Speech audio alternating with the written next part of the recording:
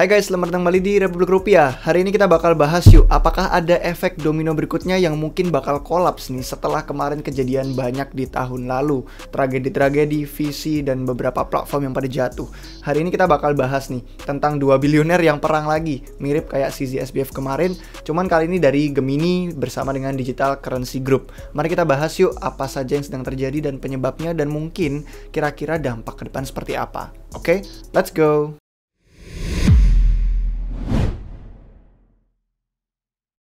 Baik guys, selamat datang kembali di Republik Rupiah. Video hari ini tuh disponsori oleh Kristal dan nanti mungkin di pertengahan video kita akan tunjukkan nih beberapa tutorial menarik tentang aplikasi Kristal. Yang pertama sekarang kita bahas topiknya dulu yuk, untuk dua bilioner yang sedang bertarung nih. Ada gambarnya nih yang bikin meme-nya kemarin, saya lupa yang bikin meme-nya siapa, tapi lucu sih ini. Karena ada fotonya, gambarnya Cameron Winklevoss sama Barry Silbert. Untuk yang belum tahu sih, Barry Silbert ini itu dari si pendirinya Digital Currency Group, dia dari pihak DCG. Kalau si Cameron Winklevoss-nya ini merupakan salah satu dari Winklevoss bersaudara, jadi dia kembar. Ada saudaranya si Tyler namanya. Dan kalau mungkin belum familiar dengan namanya Winklevoss, mungkin kalian sempat nonton film atau belum pernah. Ada filmnya tentang Facebook. Pas itu ya ada beberapa orang yang mencetus ide Facebook, salah satunya tuh Winklevoss, tapi terus akhirnya gara beberapa masalah dengan Mark Zuckerberg, akhirnya ada gugatan hukum. Jadi itu secara singkatnya aja, kalau mau tahu lebih lanjut, mendingan nonton filmnya aja deh, lebih asik juga karena itu ada isinya biasanya bumbu-bumbu drama. Dan sekarang kita lihat ya, pertarungannya ini kenapa sih kok tiba-tiba bisa mereka saling tengkar. Nah sebenarnya semua itu dimulai dari ini namanya Twitter yang dibagikan oleh si Winklevoss sendiri. Nah, Twitter yang dibagikan oleh si Winklevoss ini tentang Gemini Earn, yaitu salah satu layanan dia untuk orang-orang yang mau nyetorin aset, terus bakal dapat persenan untuk penghasilan, misalkan 7% APY.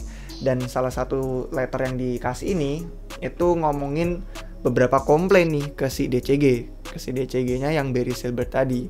Kalau misalkan nih kita lihat sekilas, seolah-olah ini kayak ya udah cuman letter biasa, surat biasa, kayak tidak ada hal-hal berbau agresifnya. Tapi kalau dibaca teliti, itu sebenarnya dia rada ngamuk juga bisa dibilang sih, sampai dapat komenan dari Barry Silbert. Nah, sebelum kita bahas lebih lanjut nih, kenapa kok si Cameron Winklevoss sampai komplain ke Barry Silbert? Hubungan mereka itu apa sih sebelumnya? Nah, kita bisa cek ke bulan November tahun lalu. Kalau kalian ingat di bulan November lalu, si Genesis itu menghentikan penarikan aset. Jadi orang-orang yang pada punya aset di sana, terutama untuk bisnis lendingnya dia, yang mana kerjasamanya nih sama Gemini, itu dihentikan. Artinya aset orang-orang beku, ya udah nggak bisa ditarik, dan orang-orang yang pengen ngambil aksesnya nggak bisa. Dan Genesis itu melakukan ini dengan kerjasama bersama si Gemini. Nah, itulah kenapa sekarang ada hubungan nih terbentuk antara Gemini sama si Genesis. Itu secara singkatnya dan simpelnya. Nah, kenapa Genesis menghentikan withdrawal? Kemarin dia bilang gara-gara FTX gitu kan, gara-gara tragedi yang terjadi di pasar tuh nggak terduga. Terus katanya ada permintaan withdrawal yang benar-benar abnormal. Akhirnya mereka nggak bisa punya likuiditas cukup untuk memungkinkan penarikan. Ini terjadi November nih, sekitar 50 harian yang lalu berhenti. Nah, terus akhirnya gara-gara kerjasama tadi Gemini sama Genesis kan, akhirnya si Gemini pun yang punya layanan Earn namanya untuk penghasilan 7% tadi, itu juga nggak bisa memberikan penarikan aset. Ini di bulan November juga yang sama. We are aware gitu kan, kami sadar Genesis yaitu partner kami untuk program Earn atau pinjaman ini sudah menghentikan penarikan. Akhirnya Gemini Earn pun juga nggak bisa lanjut. Jadi intinya gini, orang-orang kalau masukin duit ke Gemini Earn itu nyetorin misalkan Bitcoin. Nah si Gemini ini minjemin Bitcoinnya itu ke si Genesis. Kemudian masalahnya terjadi dari mana? Tadi ngakunya gara-gara FTX, tapi ada beberapa orang yang melihat katanya gara-gara si Genesis sendiri sempat terlibat dengan Three Arrows Capital. Terhubung lagi sama badut-badut yang kemarin pada jatuh juga, pada kolaps kan visinya. Jadi kalau misalkan kita lihat ya, akhirnya likuiditas yang makin terbatas ini bikin semua orang nggak mampu. Nah, kalau misalkan kita lihat ya, makin banyak kan sekarang isu-isu dan orang-orang tuh pada khawatir. Banyak kemarin dari exchange terpusat, banyak bahkan kayak Binance segala pun kena bully. Coinbase, Kraken, KuCoin semua selalu ada yang nge-FUD. Dan kalau misalkan kita khawatir nih dengan exchange terpusat, tapi kita pengen aset kita aman nih, khawatir kan, gimana dong? Akhir-akhir ini banyak banget yang asetnya nggak jelas, dipakein segala macem, terus mau withdraw nggak bisa. Pengen akses penuh, kalian sebaiknya belajar nih caranya pakai dompet pribadi gimana. Nah, kebetulan salah satu official partner kami itu Crystal. Dan di aplikasi Crystal itu, kita sebenarnya bisa belajar dari HP dengan mudah mengelola aset pribadi kita. Mari kita tunjukin yuk hari ini. Nah, kalau misalkan kita sudah berhasil download, kalau misalkan belum bisa cek link di deskripsi di bawah, ada link yang kami kasih, itu bisa download dan langsung sign up di sana. Nah, kalau udah masuk, misalkan nih, udah punya dompet biasa gitu kan, wallet. Tapi, kalau misalkan kalian mau bikin baru, juga ada opsinya. Anggap belum pernah punya nih dompet pribadi, pengen bikin yang baru. Kalian bisa di sini nih, create wallet. Nah, cara bikinnya ini bisa bekerja untuk banyak blockchain. Kalian tinggal kasih nama walletnya aja. Anggap aja misalkan nih, testing Crystal ya, saya taruh di sini. Testing Crystal. Nah, terus kita bisa masukin referral code-nya kalau misalkan ada. Kalau misalkan kalian pakai link di deskripsi di bawah kami, pasti udah otomatis keisi. Terus langsung bisa create. Nah, dari sini kalian sebenarnya udah berhasil bikin dompet multi-chain. Ini alamat untuk Ethereum bisa tinggal kita copy, alamat untuk Solana juga bisa. Kalau mau langsung di backup untuk lebih aman juga bisa. Tapi kalau nggak mau untuk continue bisa aja langsung continue. Udah deh, kalian sudah punya dompet pribadi sendiri. Kalau misalkan nih kalian masuk ke sini, pasti tulisannya wallet belum di backup. Oke, kita coba aja deh. Sekarang kita backup aja. Nah, backup ini pakai recovery phrase, yang mana 12 katanya ini jangan sampai kita lupa. Karena kalau lupa, aset-aset kita hilang. Tapi kalau ingat, nggak ada yang bisa ngerebut aset kita. Bahkan Crystal sendiri tuh nggak nyimpen duit. Jangan khawatir bakal ada halt withdrawal atau penarikan itu ditangguhkan, itu nggak bakal ada. Karena asetnya kita yang megang sendiri. Ini 12 katanya. Misalkan kita nanti sudah copy, ingat bahwa ini jangan di-share ke siapa-siapa. Siapapun yang punya 12 kata ini bisa akses duit kalian. Jadi seharusnya yang punya akses cuman kalian aja yang tahu 12 katanya. Terus kalian simpan dan nanti kalian tinggal bagikan sesuai urutan katanya tadi.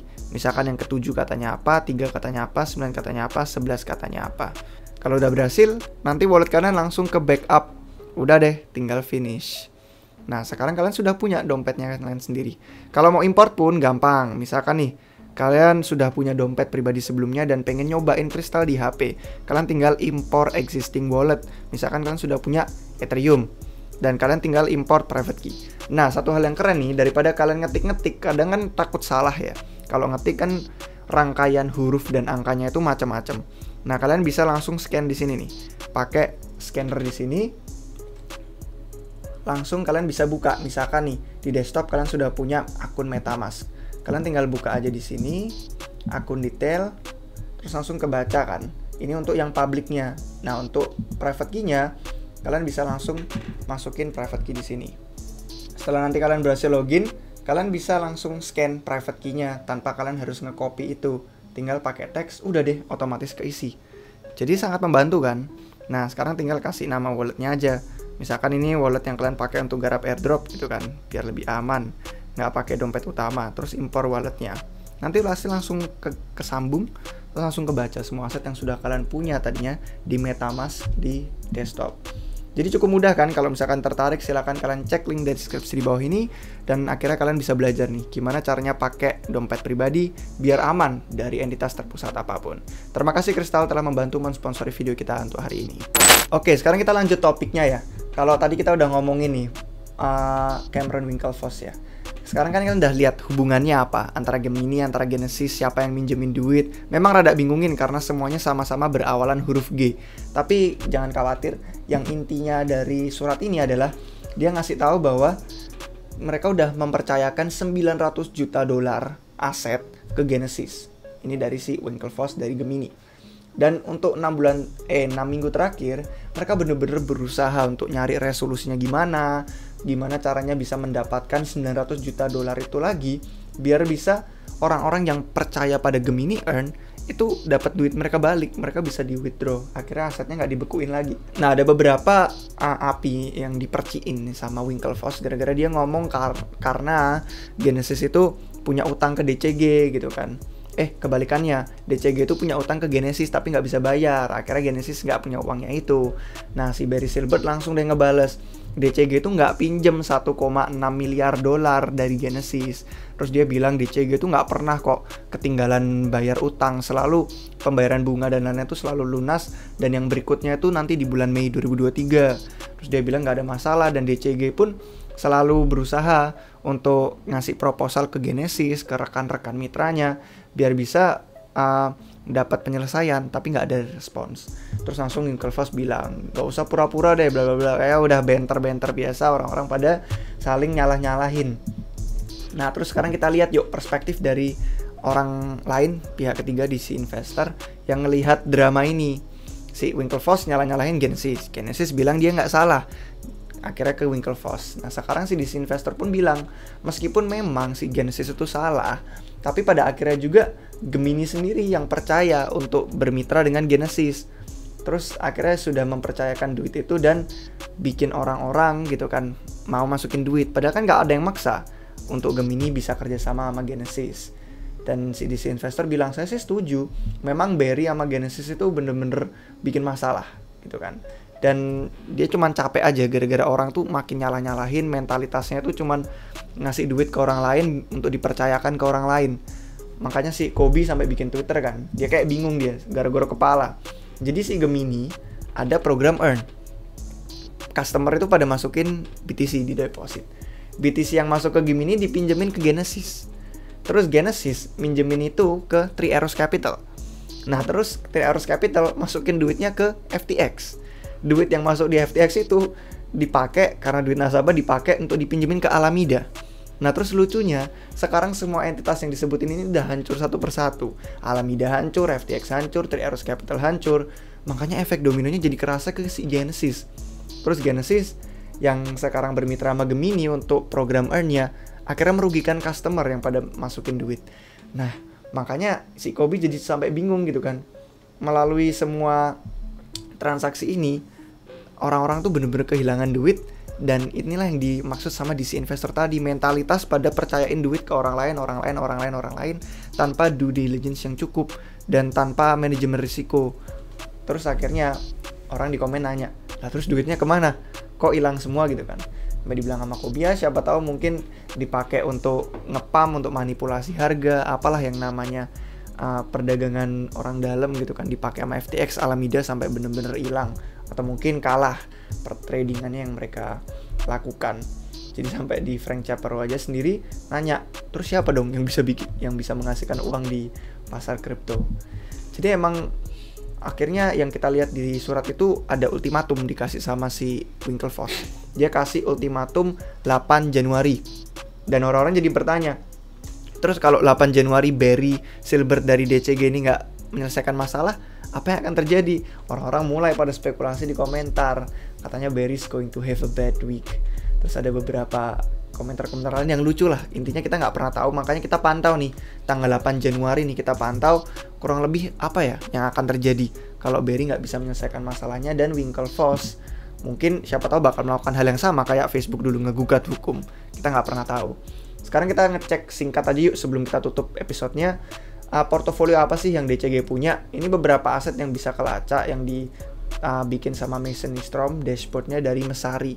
Kalau kalian lihat ya aset yang terutama blue chip kayak Bitcoin, Ethereum, tapi beberapa nama lain yang ada hubungannya juga sama Decentraland, The Graph, Stacks, Basic Attention Token. Ya bener-bener nama yang unik sih, nama-nama aset yang saya sendiri pun nggak bakal pegang di portofolio pribadi, tapi mungkin kalau misalkan DCG jatuh ini bakal kerasa nih dampaknya, entah koreksi di Bitcoin, Ethereum, saya juga nggak tahu berapa banyak yang mereka pegang, atau mungkin di aset-aset koin yang market cap-nya lebih kecil ini, mungkin aja bisa kena dampaknya. Jadi kita cukup pantau aja ya, apakah dominonya akan jatuh dan kira-kira mana yang paling terdampak aset kriptonya. Kalau kita ke website DCG, Digital Currency Group, ada bagian portofolio. Mereka investasi banyak banget di industri blockchain, dan semoga nih kalau DCG bener-bener jatuh, dampaknya nggak terlalu parah karena bisa menimbulkan bencana dari banyaknya investasi yang mereka bikin. Kayak anak perusahaannya DCG aja ada Coindesk, ada Genesis tadi yang kita sebutin, ada Grayscale yang kemarin bermasalah Bitcoin Trust-nya. Sampai sekarang pun masih minus 85% diskon harga. Terus ada beberapa blockchain enterprise lain, ada exchange kayak Luno, terus ada gaming gitu kan, ada identity. Pokoknya mereka besar banget investasinya di industri kripto dan blockchain. Jadi semoga aja nggak terjadi hal-hal yang tidak diinginkan, karena kalau mereka jatuh mungkin ini bakal jadi domino yang membuat koreksi lebih dalam untuk pasar di tahun 2023. Gimana sih menurut komentar kalian? Mungkin kalau ada pendapat kalian bisa komen di bawah. Apakah kalian sudah sempat mengamati nih kejadian ini, dan mungkin kalian bisa kasih pendapat. Terima kasih sudah nonton sampai akhir, semoga videonya bermanfaat. Kalau kalian suka silahkan kasih jempolnya. Jangan lupa juga subscribe biar nggak ketinggalan video terbaru apapun dari kami. Terima kasih sudah nonton sampai akhir, sampai jumpa kalian semua lagi di video berikutnya guys. Cheers!